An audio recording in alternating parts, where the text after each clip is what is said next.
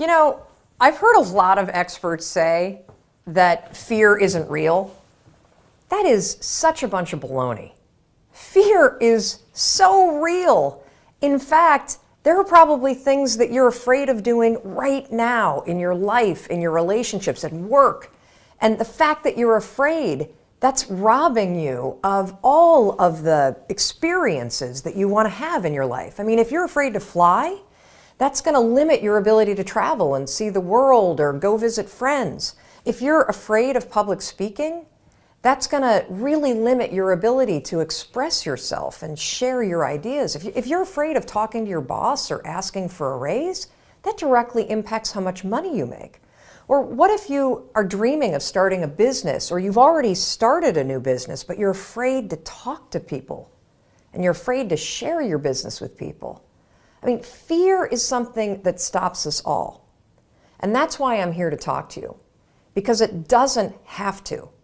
Fear is real, but I am going to share a secret weapon that I have used for years to beat every single fear that used to stop me.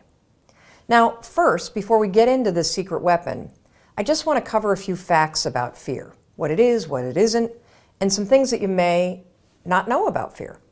So first thing, fear is a physical state in your body that is exactly the same as excitement. Let me say that again. Fear and excitement are the exact same physical state. Your heart races. You might sweat a little bit. You might feel tightening in your chest. You might feel a pit in your stomach. You have a surge of cortisol. It's basically the way that your body goes into a hyper-aware state because it's readying for action. Now, what's the difference between fear and excitement? Really simple. The only difference between fear and excitement is what your brain is doing as your body is all agitated. If you're excited, your brain's going, oh, wow, this is going to be so cool to ride this roller coaster. If you're afraid, your brain's going, no way, there's no way I'm doing that. This is dangerous. Get out of there. Don't do that. It's saying something different. So what's critical about understanding this is that we're going to use the fact that your mind is either working for you for excitement or against you with fear to your advantage. And I'll tell you about it in just a minute, how you're going to do that. Second thing I want you to understand is that you may have heard the advice, feel the fear and do it anyway. You may have heard the advice, oh, just try to calm down. Think positive thoughts. It doesn't work, does it? And there's a reason why it doesn't work. So let's go back to fact number one. When you're afraid, your body's in a state of arousal and agitation, and your heart is racing, and you're all like amped up, and you're hyper aware of what's going on, and you're freaking out a little bit. What is it like when you're calm? You just kind of chill, right? You got like this low arousal state. Very, very difficult to go from a state of agitation and being all jacked up and excited and weirded out and to a kind of state. It doesn't work. It's like trying to stop a train by throwing a boulder on the tracks. It's going to make the train jump off the tracks. It's going to cause a disaster. In fact, they've proven in research that when you try to ignore your fears, it actually makes them worse. And they've also proven in research that positive thinking alone also can make your fears worse. So, what do you do? What do you do when you're about to go talk to your boss and you feel afraid? What do you do when you have to get on a plane and you're actually terrified of flying? What do you do if you got to give a presentation and you are afraid of public speaking? Here's what you're going to do. You're going to use a strategy, the same one that I use, that has helped me beat every single fear and turned me into somebody that is terrific when it comes to a high-stress situation. This is how you do it. You're going to use my 5-second rule in combination with what I call an anchor thought, and that is going to reframe what your mind is doing so that your mind goes from feeling agitation and making you afraid to reframing it from agitation to excitement. It works like magic. Now, I have used this technique for years, literally for years. And one of the ways that I want to introduce you to it is I want to take you backstage. I want to take you backstage to a speech that I delivered this year. And what you're going to see is you're going to see me behind, the major set. I'm about to walk out. You can kind of hear the crowd roaring. My introductory video is playing. My body is in a state of arousal. I am literally, my heart is racing, my arms are sweating. Like you're going to see this. I'm going to tell you about it. And you're going to watch me use this same technique I'm going to teach you to reframe my nerves into excitement. Check this out. All right, I'm about to go on stage. There are 7,000 people out there, and it's so exciting because what they don't know is they're about to learn the 5-second rule, and their lives will never be the same again. Now, I got to tell you, my heart is racing. My armpits are sweating. I have the exact same physiological feeling as when I'm afraid, but I'm not afraid. I'm excited. Excitement and fear is the exact same thing in your body. It's just what your brain calls it. Here's a trick that's proven by science that I use every time I speak. When I start to sweat, when I start to have butterflies, when I start to have my heart race, I say, I'm excited. I'm excited to get out there. I'm excited to talk to these people. I'm excited to share the 5-second rule. And what that does is it sends a message to my brain that tells my brain why my body's all agitated and excited. And that way, I don't feel afraid. Remember, excitement and fear, exact same thing in your body. The only difference is what your brain calls it. Go get them. Now, I want to give you one more example, just to make sure that you really get how you can use this. So a lot of you have written to me about your fear of flying, and I can really relate to that fear because I used to have the exact same fear. But I use this same strategy to conquer it. Here's how you're going to do it. So first things first, if you've got to do something that really makes you nervous or that you're afraid to do, before you're about to do it, come up with an anchor thought. What's an anchor thought?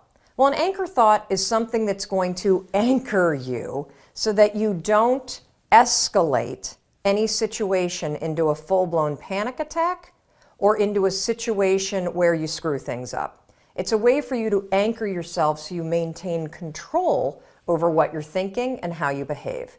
So here's an example with flying. It's important when you're creating an anchor thought to pick something that is in the proper context of what you're afraid to do. So for flying, pick an anchor thought that has to do with the trip that you're taking. So if I'm boarding a plane to fly back home to Michigan, an anchor thought might be a picture in my mind of my mom and I walking on the shores of Lake Michigan where I grew up. That's a thought that makes me happy, it makes me excited, and it's also related to the trip that I'm taking. If you have a conversation that you need to have with your boss, pick an anchor thought about how you feel after having that conversation. Maybe it's you picking up the phone and calling somebody that you love and saying, oh my gosh, it went so well. Or, you walking out of the meeting and feeling like, yeah, I survived that conversation. I feel pretty good about myself. So now that you have your anchor thought, you're ready to beat the fear. How you're going to do it is this. So let's go back to the example of the plane. I'm on the plane, I'm flying to Michigan. We hit turbulence. My body's going to start getting agitated, right? I'm starting to get nervous. My heart starts to race. One of two things can happen. I can't control how my body might feel, but I can always control what I'm thinking about, and I can always control how I act. And so can you. So when I'm on a plane and the turbulence hits, 5, 4, 3, 2, 1, that's step one. And it's essential. And the reason why using the 5-second rule, 5, 4, 3, 2, 1, is essential is because that is how you switch the gears in your mind, you awaken your prefrontal cortex, and you trigger your brain that you're now in control of your thoughts. You've interrupted the fear. You've settled your thoughts, and now your brain is ready for that anchor thought. So then what I do after I go 5, 4, 3, 2, 1 is I insert the anchor thought that I've already come up with before the flight. I start thinking about walking on the beach and being with my mom and my dad. And I start telling myself, I'm so excited to walk on the shores of Lake Michigan. I'm so excited to see my parents. Now something remarkable is going to happen in your brain. Because you've interrupted the fear, and because you've used the 5-second rule to assert control and awaken your prefrontal cortex, and because you have an image that contextually makes sense to your brain because you're flying to Michigan, you know what your brain does? Your brain goes, huh, Mel's excited to go to Michigan. Because my body is in a state, remember the first fact? Fear and excitement, exact same thing. What's the difference between fear and excitement? What your brain is saying. Using the 5-second rule and an anchor thought, you can actually switch the gears in your mind and reframe the thoughts of fear into thoughts of excitement. And because you have a vision that makes sense based on what you're doing, your brain buys it. You just tricked your brain. Now, Dana used this technique. She says she's never been so calm when she's been flying. And Sarah used it too. Now, Sarah wrote to us, she was petrified of flying, but utilizing the 5-second rule in 5, 4, 3, 2, 1 with an anchor thought. Check out this photo of her on a helicopter tour in Hawaii. Not only was the tour amazing, but here's what's really amazing. If fear stops you, this will change your life. And for those of you that are afraid of public speaking, check out this photo of Carol. She also had a fear of public speaking. And by using this technique that I've just explained to you, 5-second rule, anchor thought, reframe your thoughts from fear to excitement, something incredible happened. She was able to beat her fear and give a speech to her nursing colleagues. And that was something that was a life goal and also something she checked off her bucket list. Fear is real. You can't control the feelings that are going to rise up in your body when you're on a plane or when you're talking to your boss or when you see somebody that's attractive and you really want to go over and talk to that person. But you can always control what you think, and you can always make a decision about the actions you're going to take. So the next time you feel afraid, 5, 4, 3, 2, 1, go to that anchor thought, tell yourself you're excited, and that, my friend, is the power of how you beat fear in 5 seconds flat. And don't forget, I'm here to help you however I can. Make sure you celebrate your successes on social media using the hashtag 5-second rule. Tag me, and if you ever have a question or you need advice, you can always reach us at hello@melrobbins.com.